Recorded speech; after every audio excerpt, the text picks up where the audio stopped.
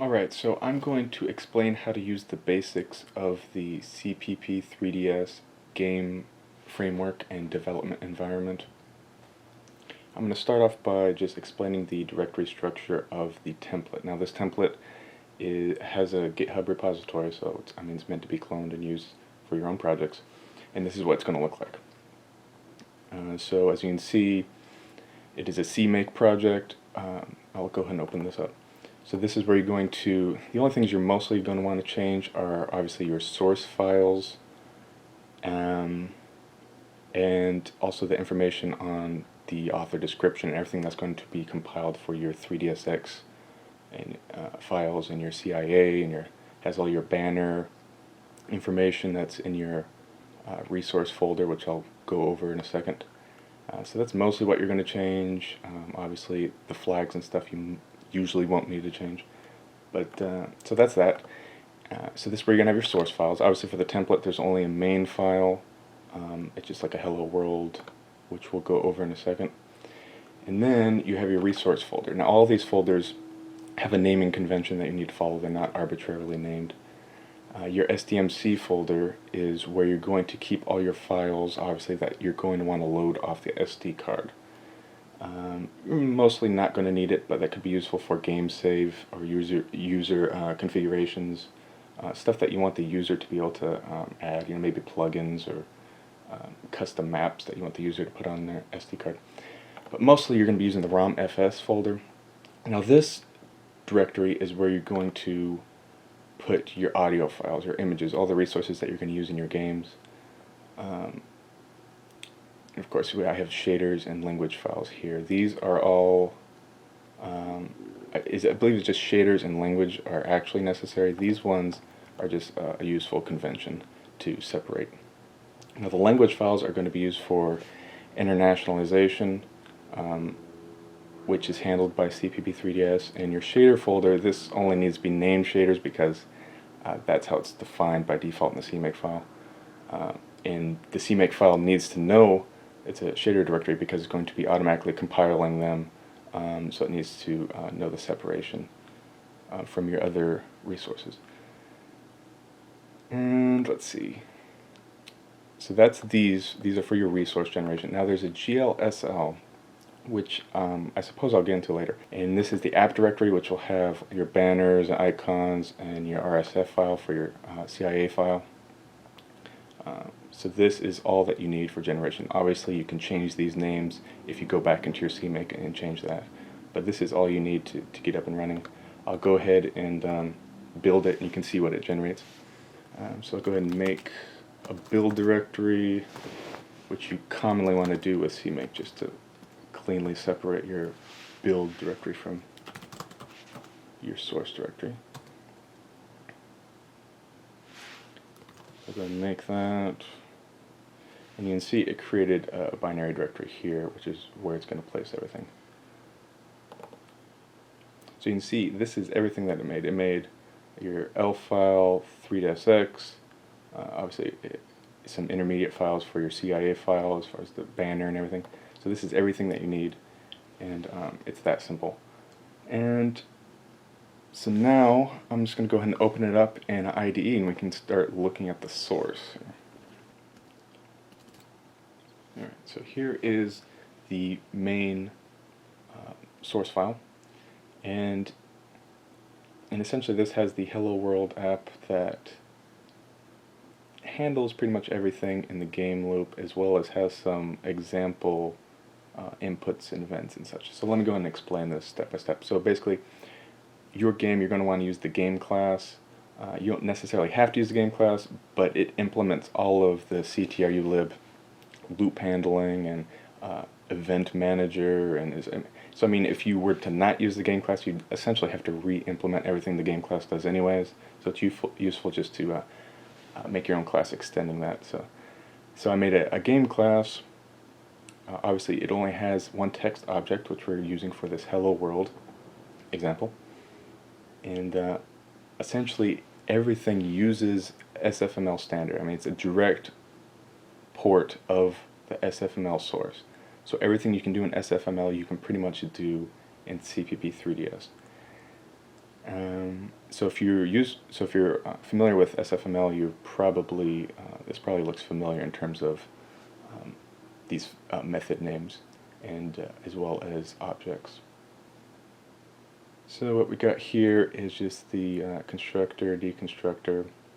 Now we have the update method, which passes a delta argument. Now this delta value is pretty much the time since the last frame rendered. So you're going to want to update all the states of your game objects here, and as you can see, we've used this delta object to move our hello world text at 10 pixels per second.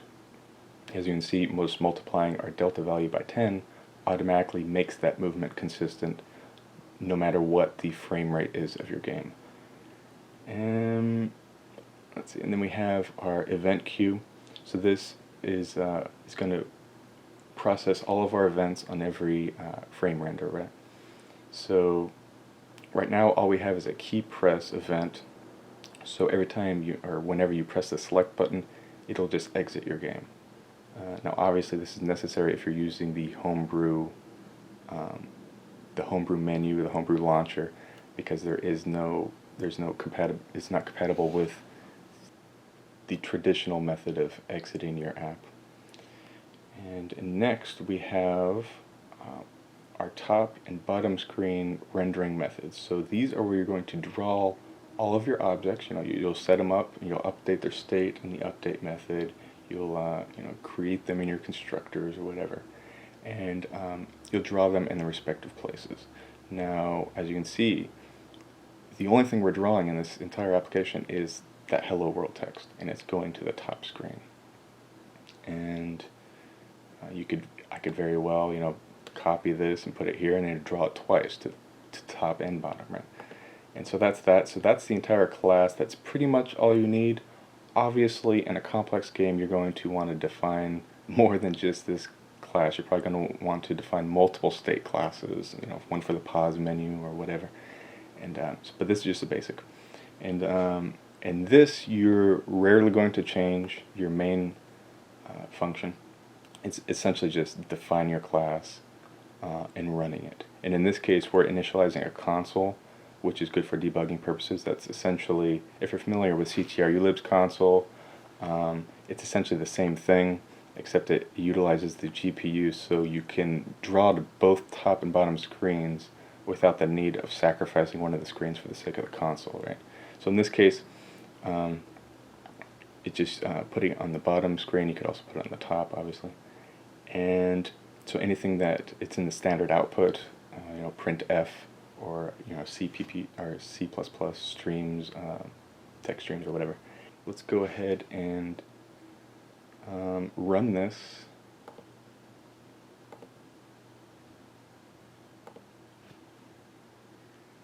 So you'll go ahead and compile, and then we'll just run it in Citra, so you can see what it's doing. Now my computer's slow, so Citra's slow. So you can see we have hello world text. And as I explained before, it is moving at 10 pixels per second. It looks a lot slower in Citra, but it's 10 pixels per second to the right. So it's adding to the position. And here you can see a couple values which we didn't draw, so it's kind of confusing. But this is the console that we initialized, right? So this is a standard output message that it could not find the English language translation, which it always defaults to, which is fine because we didn't define the English language translation, but we could. And then this just has some memory usage stats, which is not important right now. And so now let me go and show you. I'm going to show you how we can simply add another SFML object. I'll make it the circle shape. I'll just call it a circle, right? So let's go in here and we can define. Let's see. We'll just define almost everything in there. So we'll set the radius to 50, right? And then set the fill color. Now I'll use one of the color presets. I'll make it red. And then set. I'll set an outline too. Set an outline thickness, for circle set, outline, color, I like that, blue, and then finally I'll set the position, right, and I'll just set that to 30, yeah, 30, 30 or something, right? Anyways, so now I have that initialized and I have a circle object, and I can draw it wherever I want. I'm going to go and draw it on the bottom screen since we're not really utilizing that. And it's as simple as, well, you do have to spell it correctly. And as simple as that, and I'll go ahead and compile it, and you can see what that did. So you can see we have here the red with the blue outline. Now this whole weird thing right here is just a Citra bug, so you can disregard that. It looks fine on the normal console. And so that you can easily use the circle shape, and you could even, I'll add in an event here,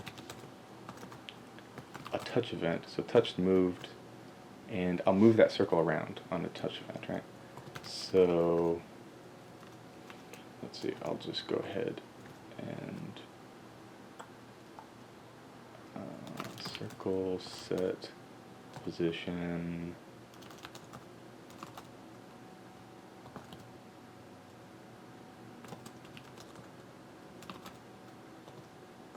Y.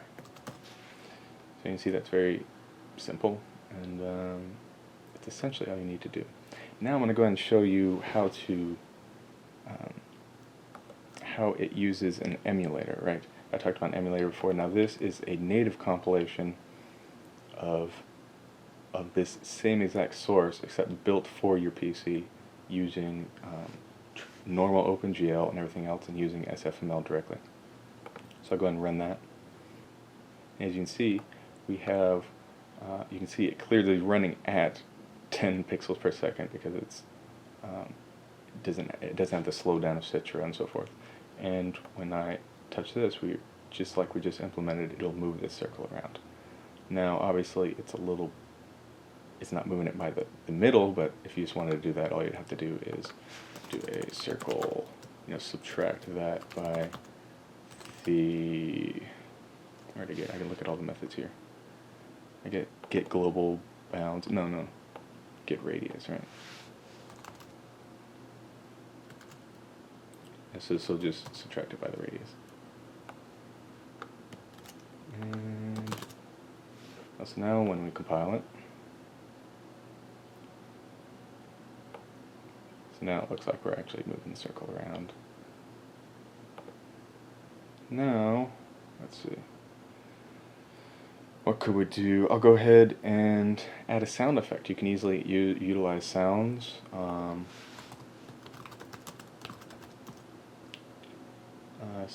Sound objects, I do have to include the audio portion. Alright, so sound objects also need a sound buffer, if you're familiar with SFML. The sound buffer houses the audio samples, and the sound object merely controls the playback.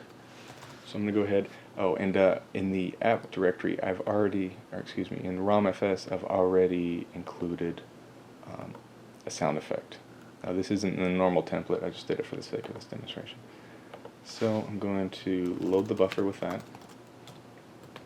So it'll be, and all your directories are going to be relative to this ROMFS, right? So it's going to be in the audio directory ball.ogg, and then sound file, set your buffer to that. And now your sound file is ready to play wherever, right? I will go ahead and add a key press event. So we'll just play the sound effect when you press A or something, right? So when you press A, sound play. So obviously I'm going to go ahead and upload this so you can hear it. But before we do that, whenever you use sound, you do have to enable the service for sound. which I'll go ahead and do down here. There are a few different services that you have to enable, but it's namely sound and networking. So whenever you use either of those, you have to enable those separately. So I will go ahead and I think maybe that's enable audio. Alright, now that should work. Now I'm going to go and upload it. Now I added a 3ds link target myself to make things easier. You can do that yourself if you'd like.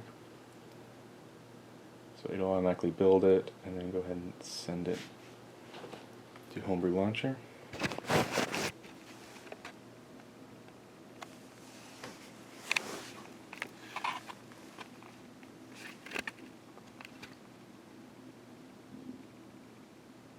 So as you can see here, we have our circle. Move it. When you press A, makes a sound effect.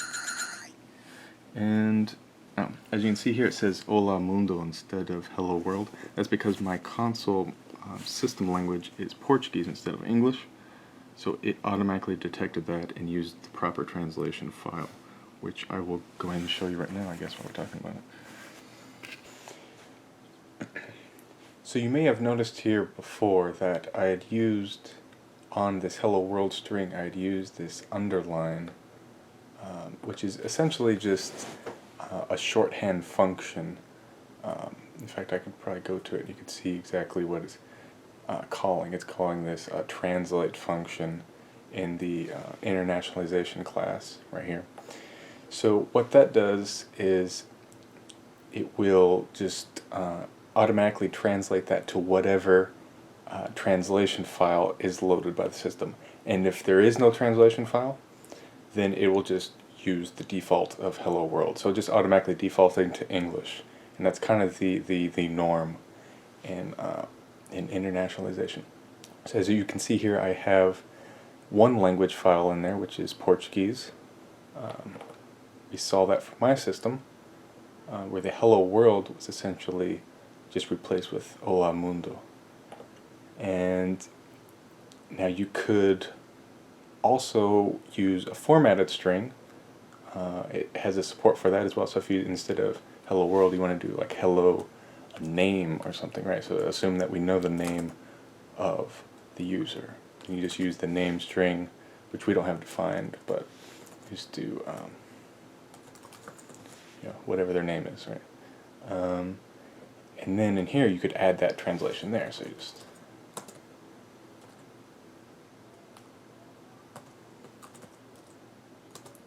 like that, and that should give you the Portuguese translation, so you have that ready for translation whenever you want. And that's essentially it. And you could add as many languages as you want support for.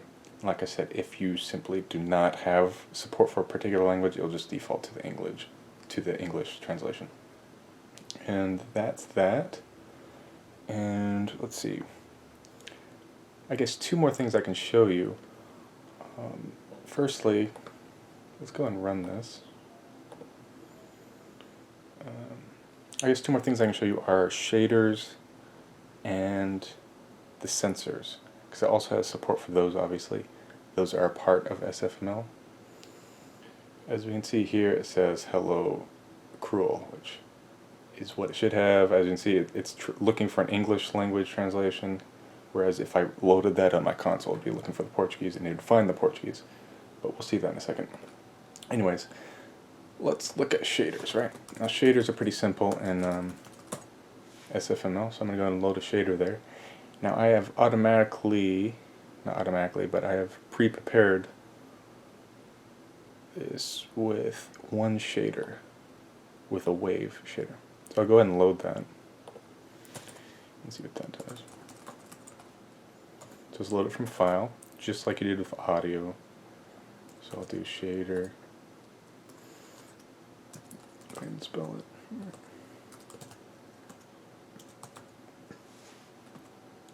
And also the shader type, which this is a vertex shader. And that's all. Now you have a shader loaded. Now this particular shader has a couple uniforms. Right. Actually, before I get into that, I'd mentioned before we had this GLSL folder. Now this is for the same shader, the same analog shader written in GLSL. So you can actually take this, here, let me move it. So this shader is just doing kind of a wavy pattern with sine cosine, right? So I can actually use this shader on that emulator that I showed you. So first of all, before we do that, I'm going to go ahead and set these two uniforms. The uniforms need to be set for this to work. So I'm not going to set it there. I'll set the need a float value for my wave phase, and then wave phase update in here.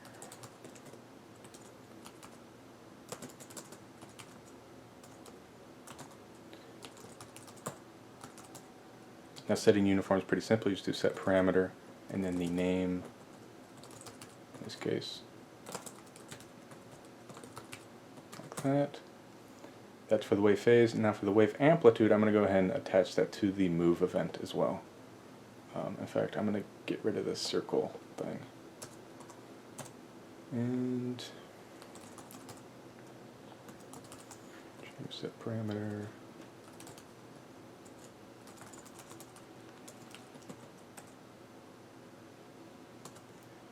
And that one will be event touch x. I'll divide that by 10. I may have to cast that to a float. Yeah, I think it'll work all right.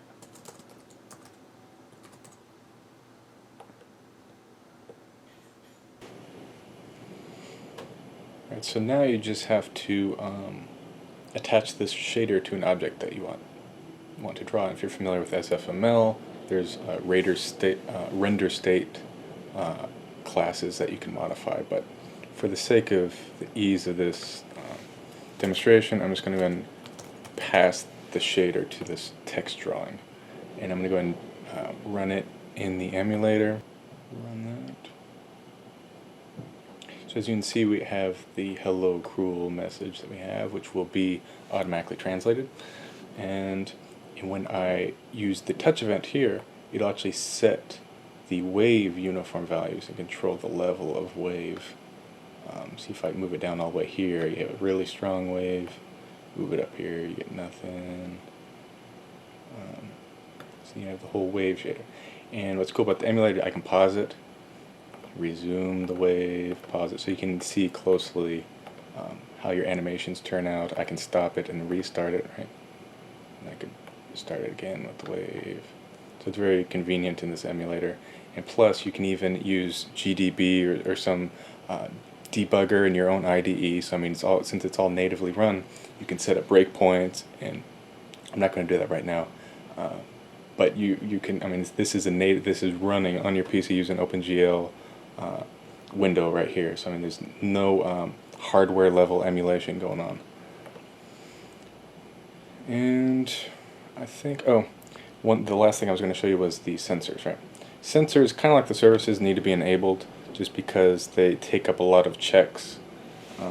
So it's not very useful to keep them enabled all the time unless you are using them. What is it? Okay, set enabled. I'm going to enable the accelerometer, but obviously there's an accelerometer and gyroscope that you could utilize. I'm going to enable the accelerometer and then use the sensor event. So we'll add event, sensor changed, and then I'll check for the sensor type.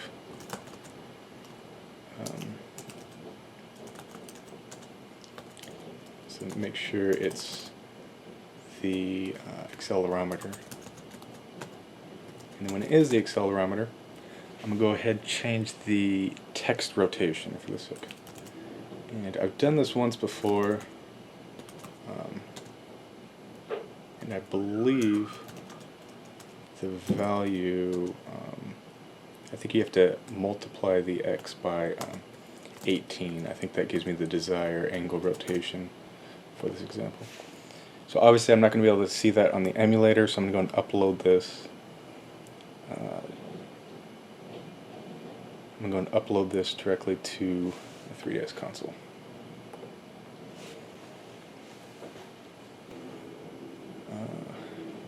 Compile, sending.